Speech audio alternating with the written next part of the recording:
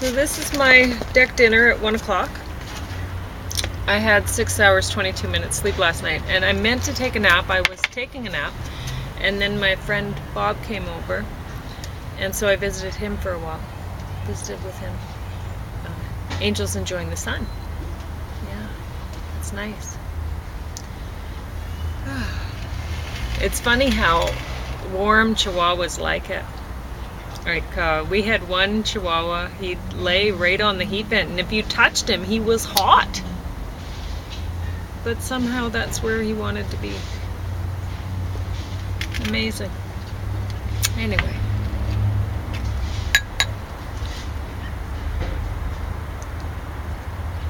It's my usual thing. Or lately, anyway. Saskatoon sour cherry.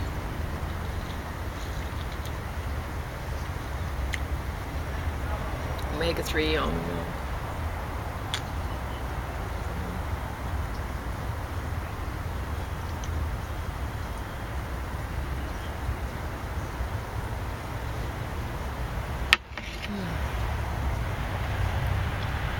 But James is going to be over soon.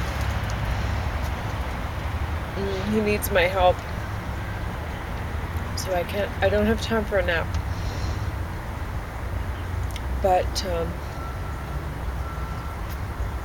I doubt it's going to take me time to fall asleep when I finally do have time for a nap.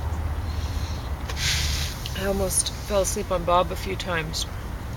Sometimes he gets really philosophical, talking about reincarnation and stuff.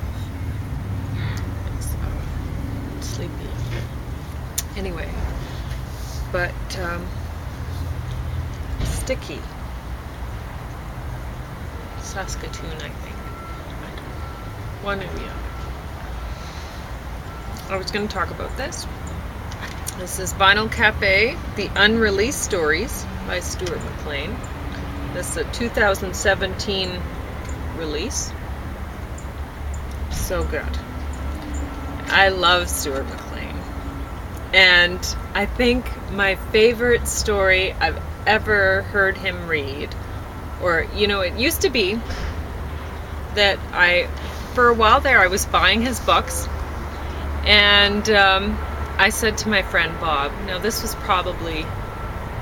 this was quite some time ago. It would have been at least 10 years. Anyway, I said to Bob, I want to give you this Stuart McLean book because he's so funny. And Bob said, I've heard of Stuart McLean. I listened to him every whatever it was, Sunday at CBC or whatever. And I'm like, listen to him. And then I realized he puts together audiobooks, and since then, well, I like listening to him. So I haven't read the stuff anymore. I've just been listening to the audio stuff. So anyway, my favorite story that I've heard him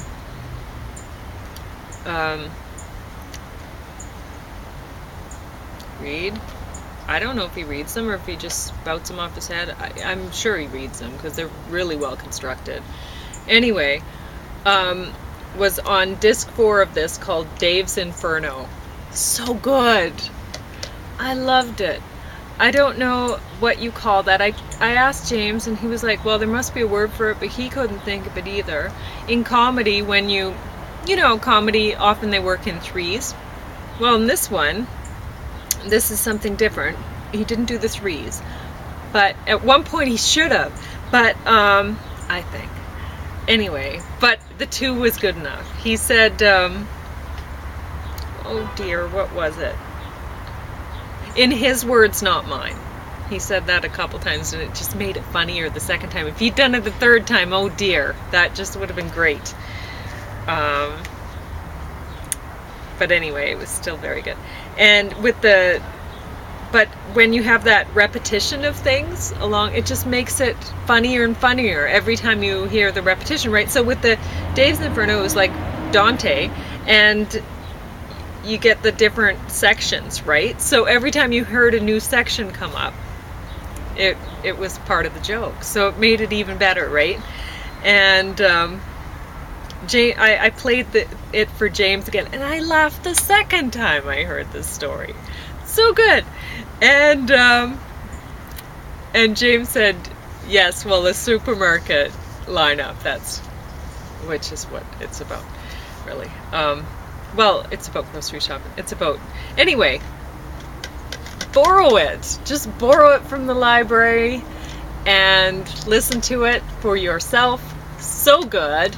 And if you feel like you're gardening this summer, say your cabbages, and you get some cabbage worms, you know, don't fret over it.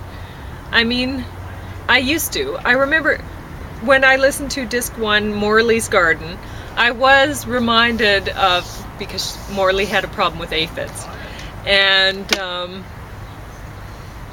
at the end, you know, it's come to the point where well, I'm not going to tell you the story, actually. It doesn't really matter. But I was reminded of a garden year with my mother in her garden. Well, it was my garden at that point. Now it's her garden. She's pretty much, I think, only growing chives in there. Maybe a few other things. She has kept some of the things that I did plant there, like the chives. I'm sure I was responsible for those, but she's really taken it. It's a lawn of chives now. And I'm sure I had one plant or something. I don't know. Maybe a few. But, and I planted hops and stuff like that. But anyway, that one year we had dill. My mom loves dill, so I planted dill. And covered with aphids. I mean, absolutely every millimeter of the plant surface was covered in aphids. And but you know, now at the time I don't think we ate it. I think we tried to wash it off, and there were just so many aphids there that we were like, that's it, we're not going to eat it. And my dad, you know, he'd cook these Brussels sprouts. He was always great at growing Brussels sprouts. And sometimes there'd be some worms floating to the top. And you know what? He'd eat them. He'd eat the Brussels sprouts, not the worms. He'd skim those off. But anyway, but now, how I feel about it is, if you find worms on your kale, and you're making kale juice or whatever, you know what those worms are eating. They have a pretty healthy diet. So I'm not too worried about them anymore. Certainly not worried about a few aphids. So anyway, that's it.